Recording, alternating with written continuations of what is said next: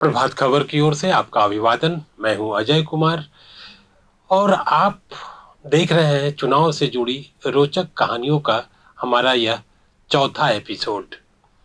इस चौथे एपिसोड में हम लोग बात करेंगे कि कैसे पहले, दूसरे, तीसरे और चौथे चुनाव तक आते आते कांग्रेस की राजनीति, समाज और संपूर्णता में जो बिहार की राजनीति थी वह क्या मोड़ ले रही थी।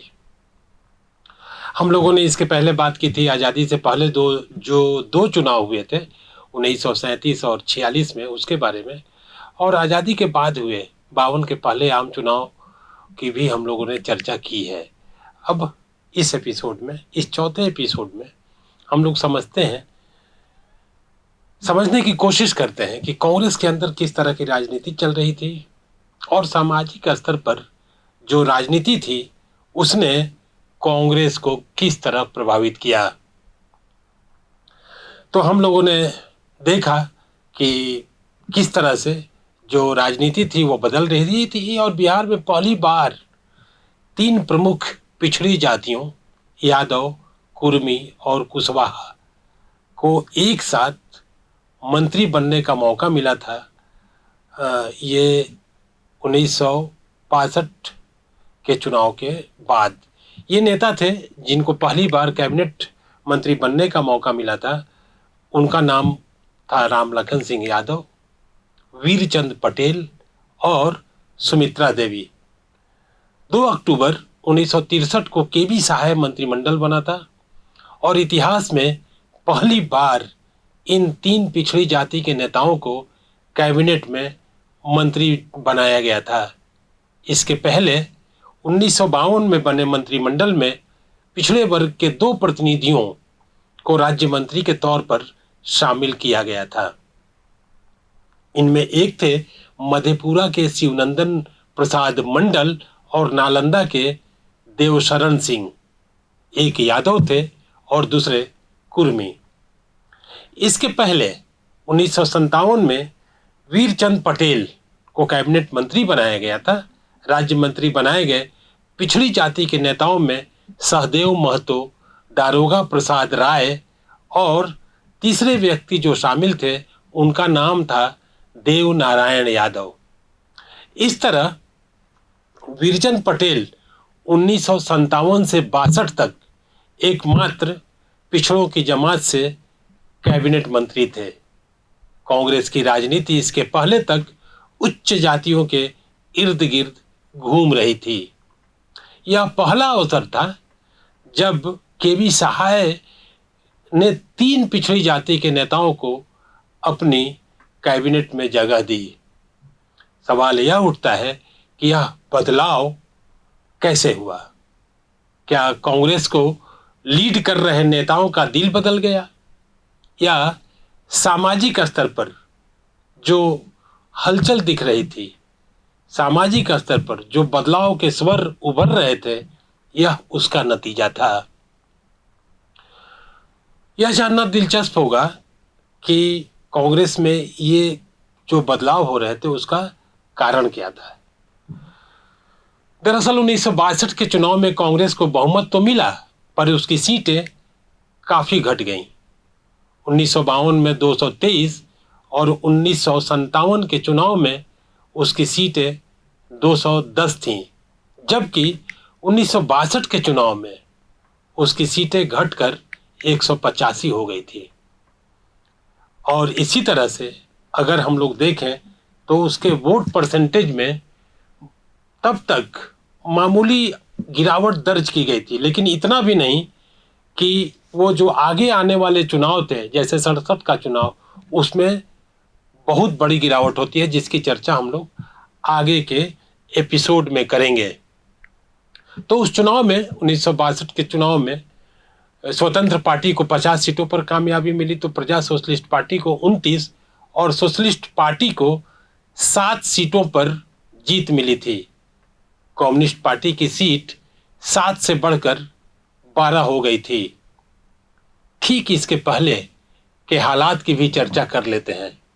5 जुलाई 1957 को अनुग्रह नारायण सिंह के निधन के बाद राजपूत समाज के ने अपना सर्वमान्य नेता खो दिया था।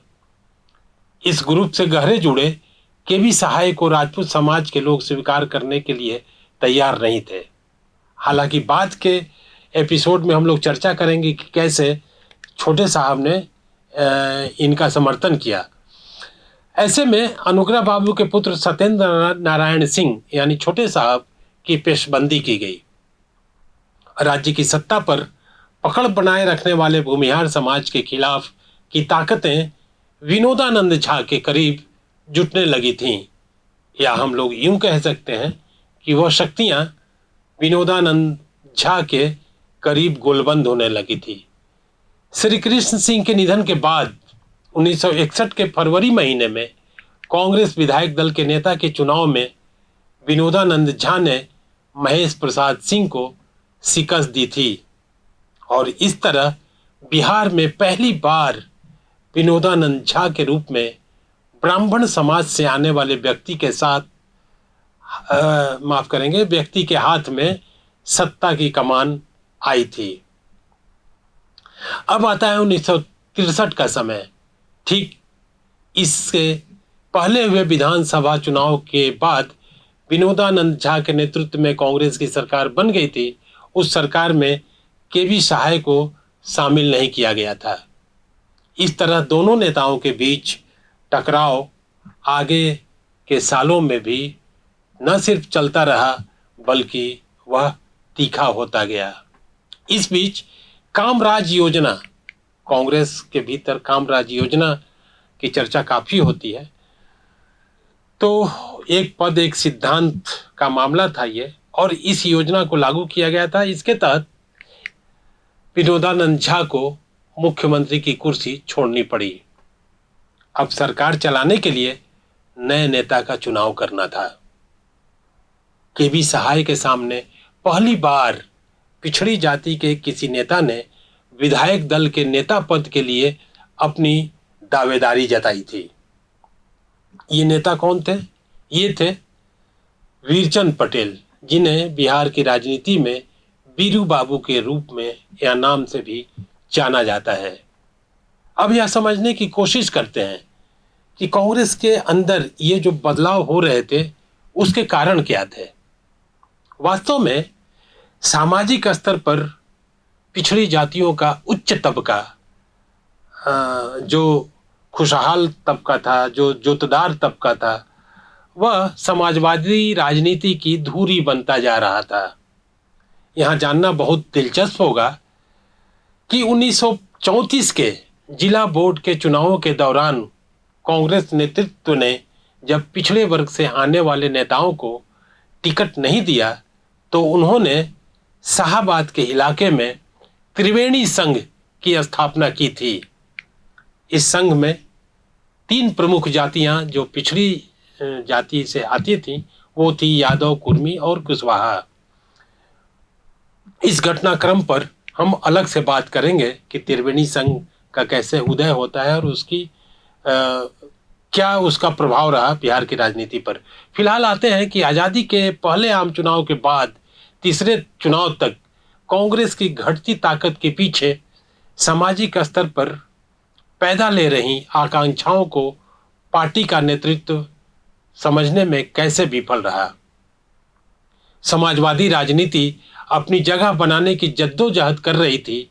आज़ादी के बाद हुए 52, 57 और 62 के चुनाव के बाद 67 के चुनाव में कांग्रेस को सत्ता से बाहर होना पड़ा था। यानी 20 साल तक कांग्रेस का निष्कंटक राज खत्म हुआ था और उस साल राज्य में पहली बार गैर कांग्रेस समवित सरकार बनी थी, जिसमें जनसंघ से लेकर बाकी समाजवादी पार्टी भी शामिल थी। तो बिहार चुनाव से जुड़ी कहानियों का यह एपिसोड आपको कैसा लगा, इसे हमारे इनबॉक्स में जाकर जरूर बताएं। हम फिर हाजिर होंगे चुनाव से जुड़ा कोई दिलचस्प प्रसंग लेकर हम आपके सामने हाजिर होंगे। अब हमें और हमारे सहयोगी हिमांशु देव को दीजिए इजाजत। और हाँ, एक और अपील आपसे कि आप हमारा प्रभात खबर अखबार और प्रभात खबर डिजिटल प्लेटफॉर्म से जरूर जुड़ें ताज़ा तरीन खबरों के लिए और जानकारी के लिए। तब तक हमें दीजिए इजाजत।